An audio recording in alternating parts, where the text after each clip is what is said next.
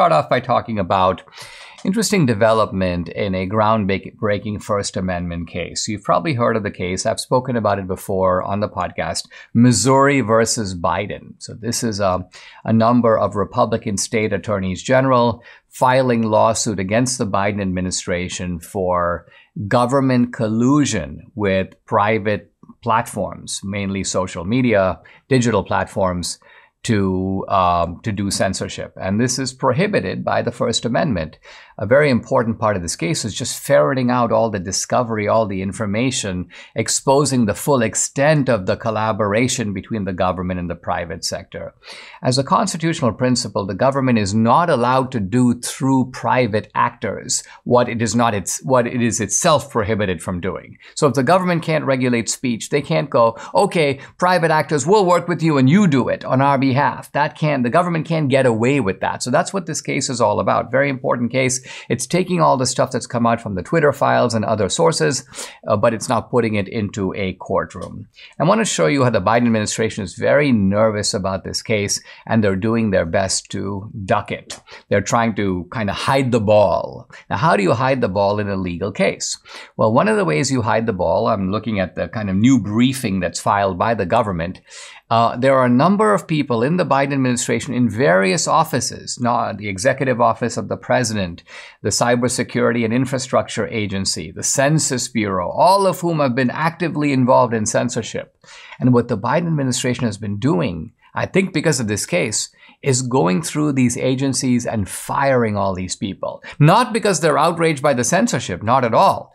But see, here's the point. When you fire somebody, you get rid of them, and then you bring in somebody else. And so in the court case, when it says, let's call up, Debbie D'Souza because she's been active in censorship, you go, oh, Debbie D'Souza no longer works here. We're now going to send Jack Smith instead. And Jack Smith will go, well, I don't know anything about this. I've just gotten in. I'm just new. I wasn't doing any of this. So this is the game that's being played. But I want to show you how it is played because this kind of gives us a window into how the government is working to cover its tracks, how it's working to hide the ball. The latest, and I'm relying here, by the way, on the very good reporting of Tracy Beans, who's on the scene, who's covering this case in its excruciating detail. And it's the detail here that is illuminating, the detail that makes the difference. So Tracy reports, quote, in the briefing are 6 pages of replacements or terminations of defendants who are named in the case. And she just gives example upon example that I want to go through some of these. So from the Executive Office of the President, Courtney Rowe, who was the former Director of Strategic Communications and Engagement for COVID, she's out. She doesn't work there. Another guy named Dory Salcido is now in. Also, the White House National Climate Advisor, Gina McCarthy, out. Ali Zaidi is now in. The Special Assistant to the President and Senior Director in the NSC, Laura Rosenberger, out. Sarah Barron is in. A woman named Dana Remus, White House office and the Office of Counsel to the President, out. Another guy, Stuart Delarey, in. And so it goes on. Office of the Surgeon General, Chief Engagement Officer for the Surgeon General, Eric Waldo, out. Catherine Deely is his replacement. At the Department of Health and Human Services, Tricia Lambert, who was Director of Digital Engagement for HHS, Deputy Director also of the Office of Digital Strategy at the White House, she's out. Out at the White House, out at the Health and Human Services Department.